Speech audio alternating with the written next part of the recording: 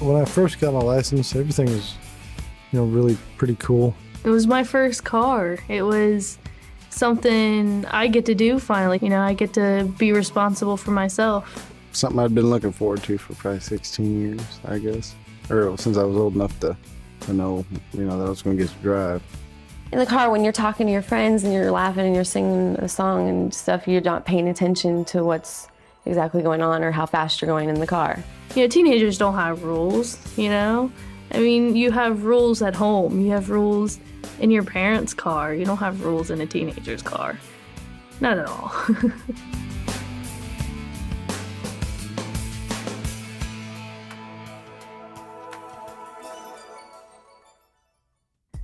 We were playing around, of course, I mostly was on the road, but you know how kids are. Of course you look in the rearview mirror, seeing what everyone's doing in the back seat. They were just average kids. Greg had driven 2 years and never had a ticket and never had an accident.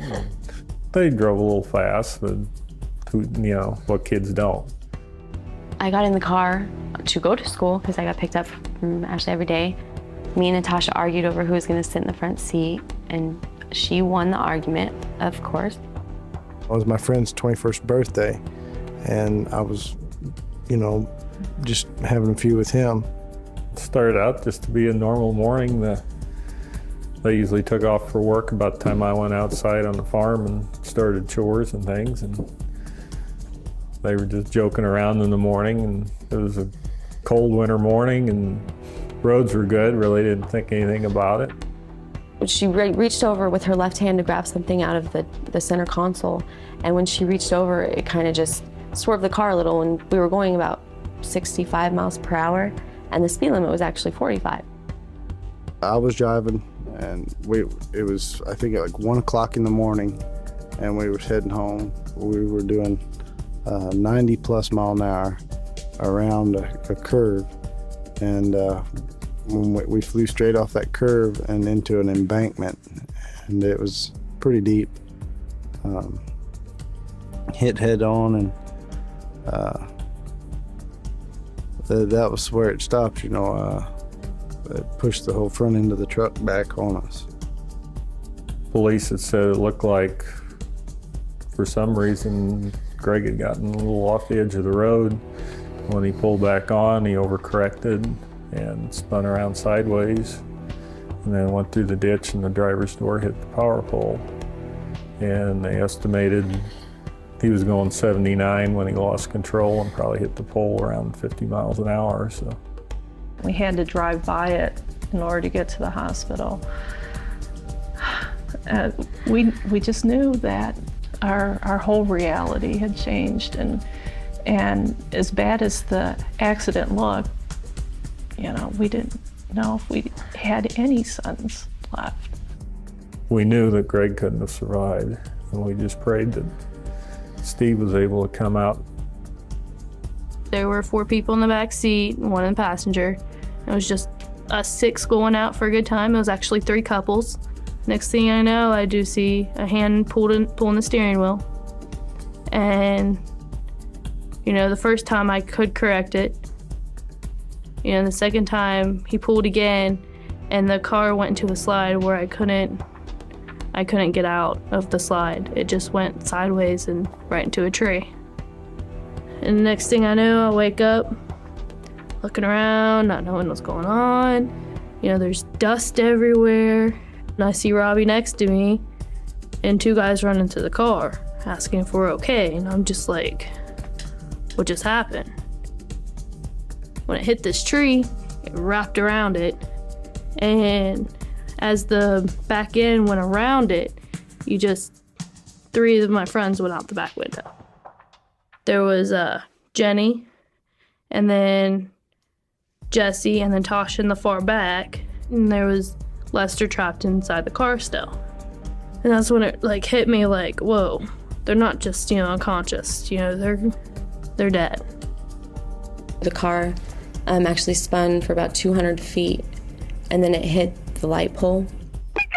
911 emergency, John. Yeah, there was just an accident on Sahara right before Sloan. Is that Sloan? I think it's before Sloan. It's really bad. It's really bad. Are you okay? I wasn't in the accident. I just saw it. This is all my friends. And then, Your friends were involved in this accident? all of them were. Oh my God. Okay. Oh my God. What are you seeing? What are you seeing? The car is in half. It's split in half. The other half is down the street. And my friends are all screaming in it. I remember hitting the pole and then like opened my eyes and there was just a bunch of metal everywhere, really. When the car hit the pole, it actually split in half. The front of it went about 50 feet down the road, I believe. I couldn't see anything from my waist down, and then I looked up in the front seat, and the hardest part about it was that my two best friends, the girls I went everywhere with every day, the ones that I just hung out with and shared my life with, they were both just bleeding. And the driver, she had hit her head on the steering wheel, I believe.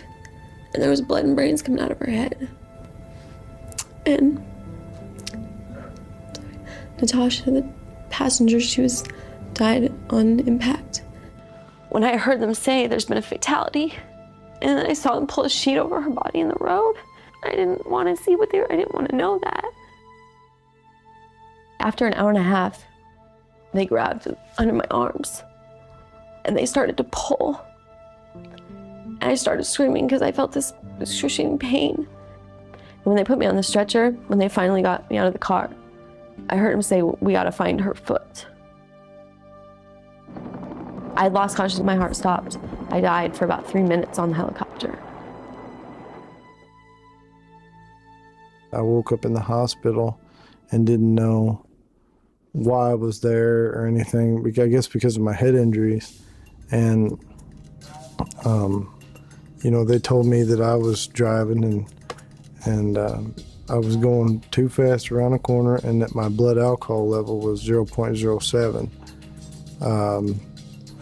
At that time, 0.08 was the legal limit. So I wasn't actually considered, a DWI, but I was definitely intoxicated. My friend lost his life in the accident. I was actually in the hospital through my friend's funeral. I didn't even get, wasn't allowed to go, I actually have broke like every bone in my face. I've got a pin holding my cheek in there. I don't have a real cheekbone.